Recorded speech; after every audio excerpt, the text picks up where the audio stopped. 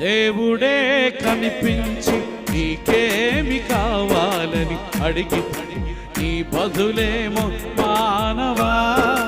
దేవుడే కనిపించి నీకేమి కావాలని అడిగితే నీ బదులేమో మానవా. ధనము కోరుతావా, ధనము కోరుతావా, ధనము కోరుతావా, ధనము కోరుతావా, అల్పకాల పాపభోగములను కోరుతావా, అల్పకాల పాపభోగములను కోరుతావా.